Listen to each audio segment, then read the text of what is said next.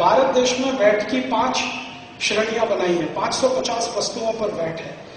46 ऐसी वस्तुएं हैं जिन पर वैट नहीं है, जिन पर टैक्स नहीं है।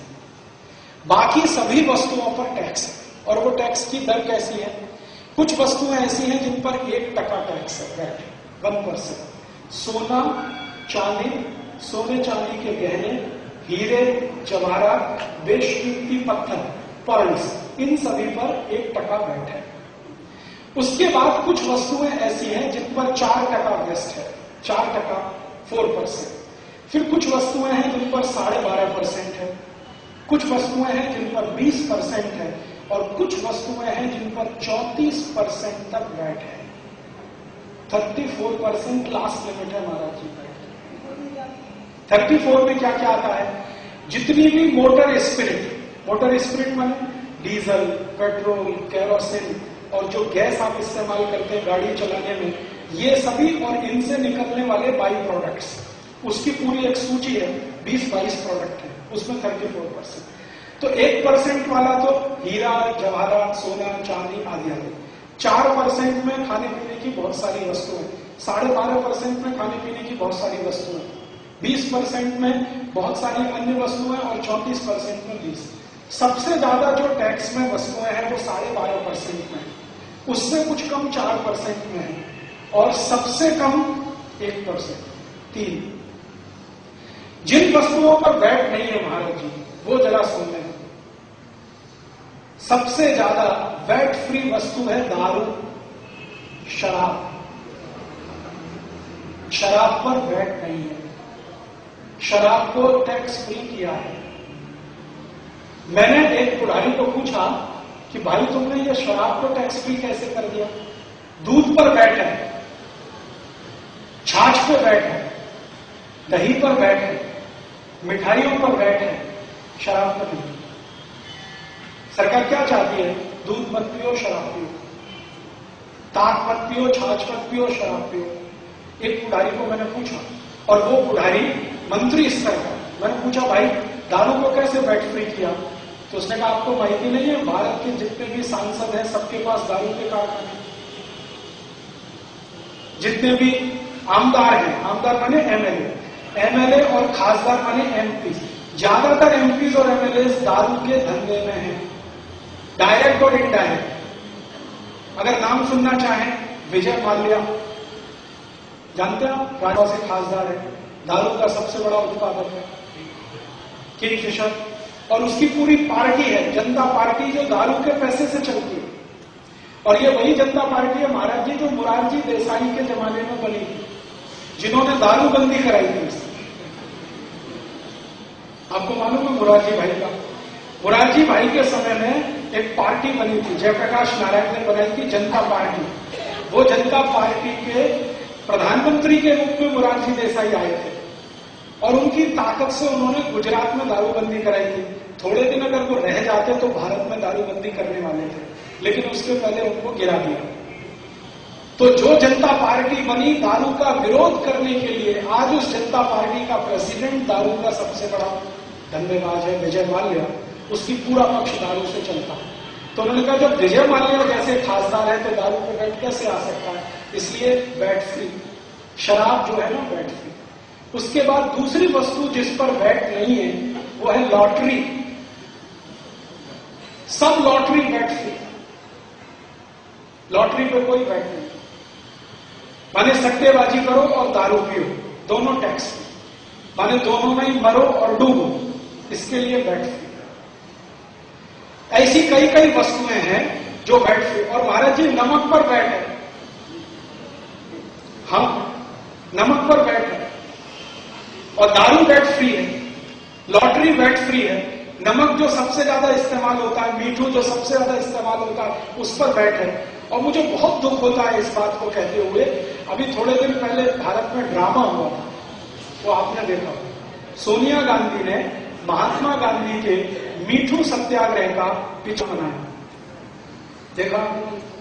सोनिया गांधी दांडी मार्च पे गई, साबरमती आश्रम गुजरात से शुरू हो गए और दांडी समुद्र तट तक। उसके साथ राहुल गांधी गया, प्रधानमंत्री गया, पूरा कांग्रेसी लोग गए। क्या करना? महात्मा गांधी को याद कर सत्याग्रह किया था और मीट का टैक्स हटाया, वो महात्मा गांधी का मीट सत्याग्रह का याद करने के लिए फिर से एक यात्रा निकाली और उसमें मीट पर टैक्स लगा दिया। मुझे बहुत दुख है ये कहते हुए, गांधी जी के शरीर का हत्या नाथूराम गोडसे ने किया था, गांधी जी के विचार का हत्या तो ये गांधीवादी लोग करते हैं।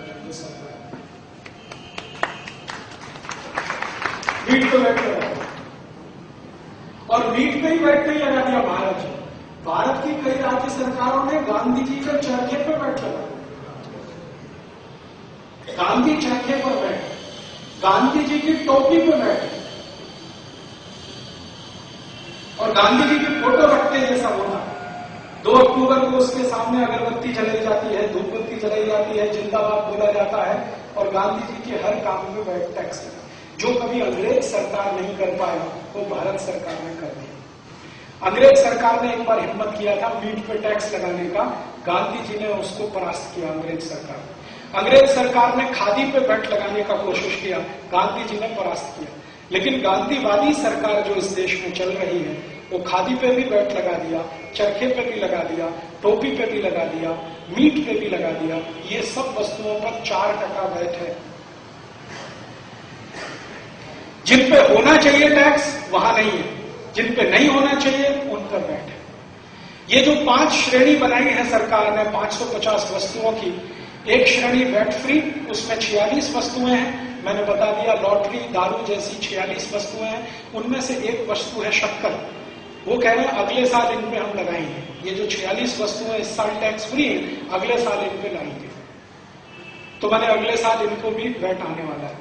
और जिन वस्तुओं पे 4% है उनकी सूची करीब 150 है, जिन पर 12.5% है उनकी सूची करीब 175 से आगे है, और बची हुई पर 20 और 34% है। ये है टैक्स का रेट। अब इसमें नेक्स्ट 1 मिनट, ये स्लाइड में आपको सिर्फ इसलिए दिखाने के लिए, ये लगेगा कैसे टैक्स।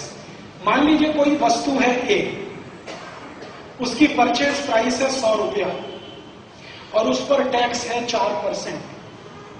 ठीक है, तो 4% वैट लगने के बाद उसकी जो नेट परचेज प्राइस हो जाएगी वो 104 रुपए।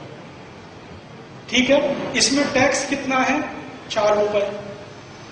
अब यही वस्तु को अगर 150 रुपए में बेच दिया जाए, आपने खरीदा 104 रुपए, वस्तु की कीमत है 100 रुपया। अब वो वस्तु को आप बेचते हैं 150 रुपए में।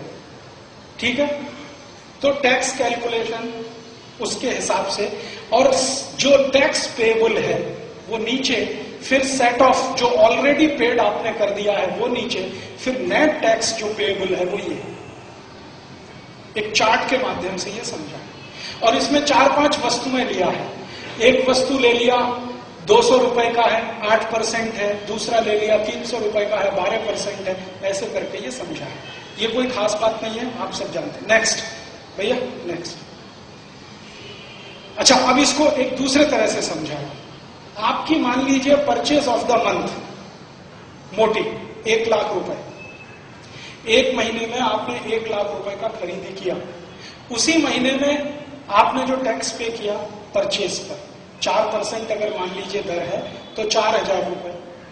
ठीक है, फिर अगर आपने सेल किया उसी का 1.5 लाख रुपए, तो फिर 1.5 लाख रुपए पर टैक्स, और जो 1.5 लाख पर आपने टैक्स दिया और 1 लाख पर शुरू में दिया, अब उसको घटाया जाएगा, तो जो निकलेगा वो नेट वैट आपको पे करना। नेक्स्ट, अब जो वैट आया है उससे परिवर्तन क्या क्या किया इन्होंने। बहुत सारे जो टैक्स कानून हटाने की जरूरत थी वो नहीं हटा, और जो फालतू के थे उनको हटा दिया।